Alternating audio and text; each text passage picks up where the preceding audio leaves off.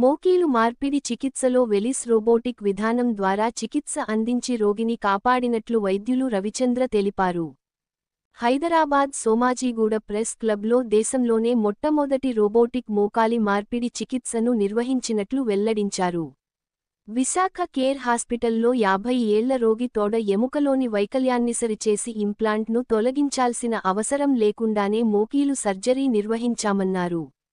అధునాతన పద్ధతులు, robotic technology ద్వారా ఈ చికిత్స విజయవంతమైనట్లు డాక్టర్ రవిచంద్ర తెలిపారు.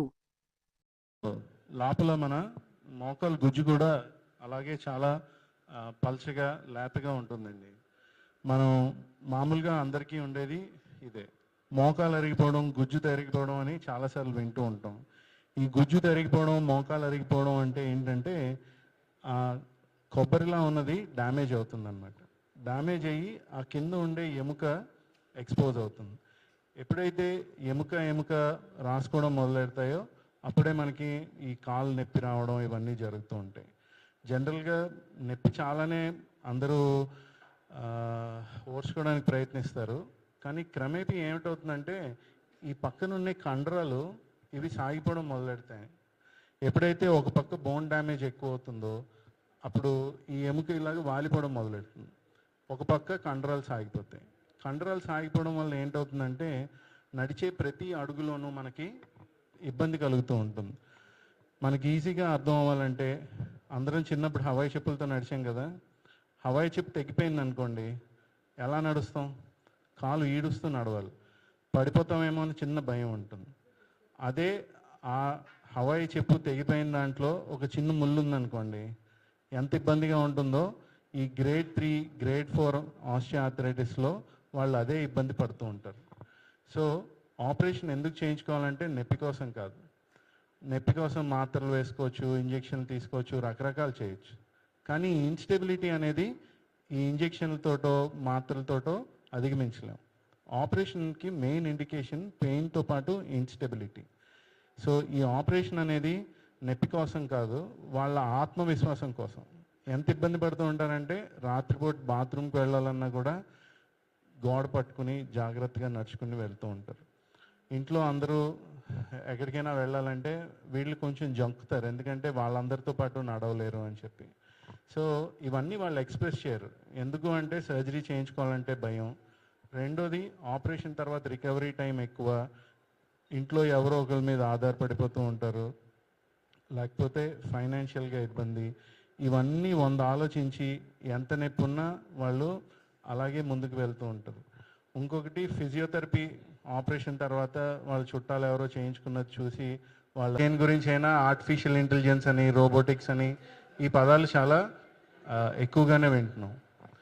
అలాగే మా దగ్గరికి ఒక 50 ఏళ్ళ పేషెంట్ ఒక ఆవిడ వచ్చారు.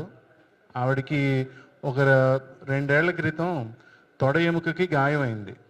ఆ గాయం అవడం వల్ల ఆవిడకి శస్త్రచికిత్స వేరే ఎక్కడో చేశారు, శ్రీకాకుళం దగ్గర. ఆ ఆపరేషన్ అయ్యాక ఆవిడకి ఎముక అతుక్కుంది, కానీ ఎముక అతుక్కునేటప్పుడు ఎముక కొంచెం వంకరగా అతుక్కుంది.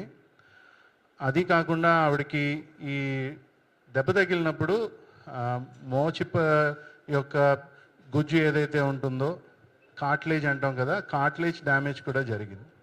వీటన్నిటి వల్ల 2 ఏళ్ళు అయ్యేసరికి ఆవిడ చాలా ఇబ్బందిగా మెక్కుతూ నడవడం, అలాగే నొప్పితో నడవడం, ఈ బాధతోటి మా దగ్గరికి వచ్చారు. మామూలుగా ఆవిడకి శస్త్రచికిత్స చేయాలి కన్వెన్షనల్గా రెగ్యులర్గా చేసినట్టయితే ఫస్ట్ ఆ ఎముక ఏదైతే వంకరగా ఉందో దాన్ని సరిచేయాలి. అది సరిచేసిన కొన్నాళ్లకు ఎముక అతుక్కున్నాక సపోర్టింగ్గా ఏదైతే మనం లోపల ప్లేట్లు కానీ రాడ్లు కానీ అమరుస్తామో వాటిని తీసేయాలి. అవి తీసాక ఇన్ఫెక్షన్ లేదు అని నిర్ధారించుకున్నాక ఈ మోకాలు అరుగుదలని అడ్రస్ చేయడానికి నీ రీప్లేస్మెంట్ సర్జరీ చేయాలి. అంటే ఇదంతా సుదీర్ఘంగా ఒక 18 నెలల నుంచి 2 ఏళ్ల దాకా సమయం పడుతుంది. అలాగే కాకుండా 3 ఆపరేషన్ల యొక్క నొప్పి, మానసికంగా కూడా చాలా ఒత్తిడి ఉంటుందండి. ఒక ఆపరేషన్ అసలు డాక్టర్ దగ్గరికి, హాస్పిటల్ దగ్గరికి వెళ్ళాలంటేనే మనకి ఎంతో రెసిస్టెన్స్ ఉంటుంది. అలాంటిది అదే ప్రాబ్లంకి తరచూ మళ్ళీ సర్జరీలు చేయించుకోవాలి అన్నది ఎవరికైనా చాలా ఇబ్బందికరమైన విషయమే. సో ఫార్చునేట్గా ఈ రోబోటిక్స్ సహాయంతో అట్లీస్ట్ మాకు తెలిసినంత వరకు పబ్లిష్డ్ సైంటిఫిక్ లిటరేచర్లో ఎప్పుడూ ఇలాంటి సర్జరీ జరగలేదు. సో ఈ అరుదైన సర్జరీ గురించి మీ అందరికీ చెప్దామని ఇక్కడికి రావడం జరిగింది. ఈ రోబోటిక్స్ సహాయంతో ఆవిడ కాలు యొక్క డిఫార్మిటీ కరెక్ట్ చేయగలిగాం, నీ రీప్లేస్మెంట్ సర్జరీ కూడా చేయగలిగాం. సో దీనివల్ల